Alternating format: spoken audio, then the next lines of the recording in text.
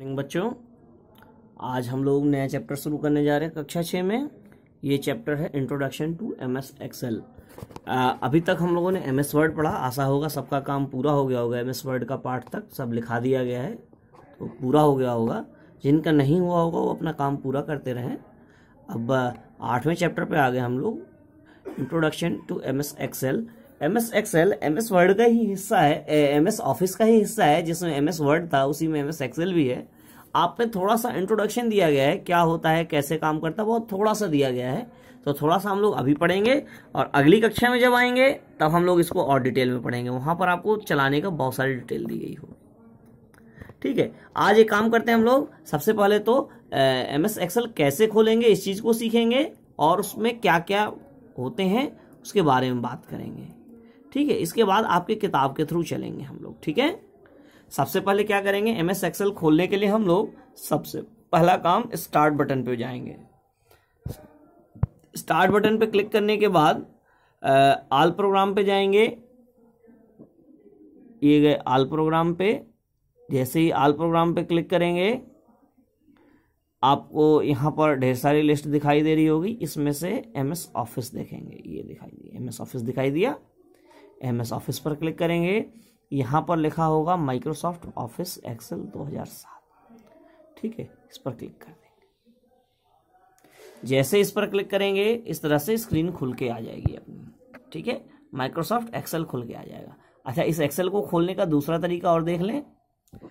Start पे click करेंगे हम लोग। इसके बाद यहीं पर ये जो आपको दिखाई दे रहा है ना, इसमें टाइप कर सकते हैं। देखिए आ गया लिख के। जैसे हमने उसमें एक्सेल टाइप किया, ऊपर देखिए एक्सेल लिख के आ गया सबसे ऊपर, माइक्रोसॉफ्ट ऑफिस एक्सेल 2007। ठीक है, तो इस पे हम क्लिक कर देंगे या एंटर कर देंगे तो वापस वही एमएस एक्सेल खुल के आ जाएगा। ठीक है, इस तरह से एमएस एक्सेल हम खोल सकते हैं। अब जब हम एमएस एक्सेल खोलते हैं तो इस तरह की स्क्रीन दिखाई देती है। जो ये आपकी सबसे ऊपर स्क्रीन दिखाई दे रही है ना, एक टाइटल बार दिखाई दे रहा है जिसपे इस पे लिखा है बुक 1, लिखा है ना माइक्रोसॉफ्ट एक्सेल बुक 1। तो बुक 1 की जगह आप जो फाइल सेव करोगे जिस नाम से, वो फाइल का नाम दिखाई देगा। बाय डिफॉल्ट एक्सेल में बुक 1 के नाम से ही आता है। ठीक है, उसमें डॉक्यूमेंट 1 आता है, इसमें बुक 1 के नाम से आता है। ठीक है, अब एक्सेल में वर्कबुक होती है। वर्कबुक में देखिए ढेर सारे रो एंड कॉलम होते हैं। देखिए खाने बने ना छोटे छोटे, ये छोटे छोटे खाने बने हैं आपके, ये दिखाई दे रहे होंगे, छोटे छोटे खाने बने हैं ना। ये खाने जो है ये कहलाते हैं सेल। क्या कहलाते हैं? इनको कहते हैं सेल। क्या कहते हैं? सेल। इन्हीं खानों में हम लोग पूरा काम करते हैं। जो भी काम हमें करना होता है वो इन्हीं खानों में हम लोग करते हैं। ठीक है, इन खानों को पहचानने के लिए देखिए यूनिक दिया गया है। ये देखिए ये ए दिया गया है, ये 1 दिया गया है। तो इसको पहचानने के लिए A1, यहाँ पर वो नाम दिखाई दे रहा होगा। जैसे इसका नाम होगा आपका B4, दिखाई दे रहा है। यहाँ पर कोई नाम डाल दें तो वही आ जाएगा। जैसे N8, तो N8 पे आ जाएगा कर्सर अपने आप ही। ठीक है, तो एक्सेल में बहुत सारे सेल होते हैं। और ये देखिए स्प्रेडशीट में कुल कितने रो एंड कॉलम होते हैं, तो आपको दिखाएं, इसको कहते हैं रो। जो ऐसे में काउंट होता है, 1 2 में काउंट हो रहा है वो रो कहलाता है, जबकि ऐसे में काउंट होता है वो कॉलम कहलाता है। तो रो की संख्या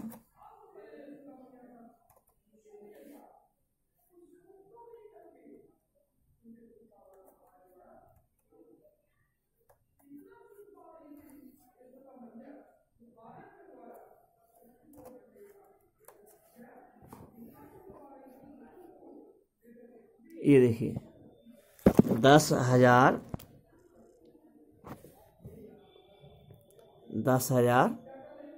नहीं, कहीं दहाई 10,48,576। ठीक है, पहले होती थी 65,536। चूंकि ऑफिस 7 में अमेंडमेंट किया गया है तो इसमें सेलों की संख्या, रो की संख्या और कॉलम की संख्या बढ़ गई है। ठीक है, ऐसे ही अगर हम लोग लास्ट में जाएंगे इस तरफ को, तो देखिए ये दिया गया है आपका XFD ये लिखा है ना। अब देखिए ABCD खत्म होने के बाद AA AB AC AD ऐसे करके XFD 3 अक्षरों तक पहुंच गए, यानी कि बहुत सारी संख्याएं हैं। ठीक है, तो हम लोग इसमें बहुत सारी काम कर सकते हैं, बहुत सारे रो एंड कॉलम होते हैं। इस पूरे को क्या कहा जाता है, वर्कशीट। क्या कहेंगे इसे, वर्कशीट कहेंगे। ठीक है, इसको वर्कशीट कहते हैं। क्या कहते हैं, वर्कशीट। अब देखिए यहां पर देखिए, ये शीट 1 खुला हुआ था, ऐसे ही देखिए शीट 2 है, शीट 2 है, शीट 3 है, और भी शीटें जोड़ सकते हैं। बाय डिफॉल्ट 3 रहती हैं, लेकिन हम जितनी चाहें उतनी जोड़ सकते हैं। 255 शीटें जोड़ सकते हैं। ठीक है, 7 में और अमेंडमेंट हो गया होगा तो और ज़्यादा जोड़ सकते हैं। ठीक है, तो ये शीटें जो होती हैं, इस वजह से इस पूरे उसको वर्कबुक कहते हैं। क्या कहते हैं, वर्कबुक कहते हैं। इसीलिए इसका नाम जो सेव कर रहे थे बुक 1 के नाम से सेव हो रहे थे। इसको ऐसे समझ सकते हैं कि जैसे आपकी किताब है ना, किताब, तो किताब के एक एक पन्ने एक शीट हो गया, अब पूरी किताब वर्कबुक हो गई।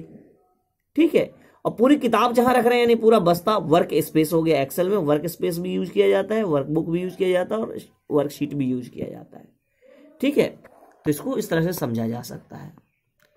चलिए ठीक है, आज हम लोगों ने एक्सेल को खोलना और बंद करने के लिए देखिए यहीं से बंद कर देंगे। ये इस पर क्लिक करेंगे, चेंजेस सेव करने नहीं करने हैं वो हम पे डिपेंड करता है, और सेव बंद कर देंगे।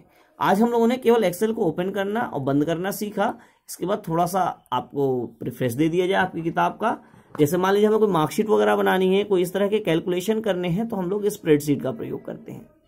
ठीक है, एक डेफिनेशन दी गई इलेक्ट्रॉनिक स्प्रेडशीट की। N electronic spreadsheet is a group of rows and column, each row given the unique number such as 1 2 3 and each column identified by a unique alphabet or pair of alphabets at ABC. It is also known as workbook और spreadsheet। इसे workbook और spreadsheet के नाम से भी जानते हैं।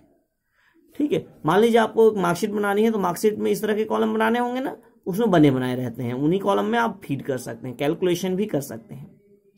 ठीक है, बिल्कुल टेबल की तरह होता है।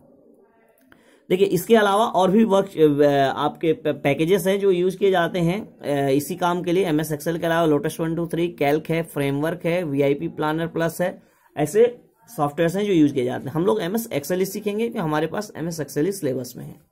ठीक है, अब एमएस एक्सेल के यूजेस पढ़ लेते हैं आज, और स्टार्टिंग हमने बता दिया कैसे स्टार्ट करेंगे। इसके बाद हम इस क्लास को आज रोक लेंगे और कल फिर आपको इसमें काम करने सिखाएंगे, कैसे कैसे काम किया जाएगा। Electronic spreadsheet used by large number of user and they cater to the requirement of the user. Some of the things that the user do with the help of an electronic spreadsheet, कुछ काम कर सकते हैं, वो कौन कौन से हैं। Prepare result of any class, किसी क्लास का रिजल्ट बनाना। Prepare profit and loss account, profit and loss account create करना। Prepare income tax statement, income tax statement. Prepare tax statement, tax statement. Monthly sales report. Cost estimation of birthday party, किसी party के लिए या किसी चीज के लिए cost estimation भी बना सकते हैं। और prepare a chart for a salary of data, data salary के लिए चार्ट भी बना सकते हैं। अर्थात एक्सेल में चार्ट भी बनाया जा सकता है, कैलकुलेशन भी किया जा सकता है, अकाउंट्स भी किया जाता है। मोस्टली एक्सेल का काम कैलकुलेशन में ही यूज किया जाता है। ठीक है, आज के लिए इतना ही रखते हैं, कल फिर आगे कंटिन्यू करेंगे हम इस चैप्टर को। ठीक है, नमस्ते।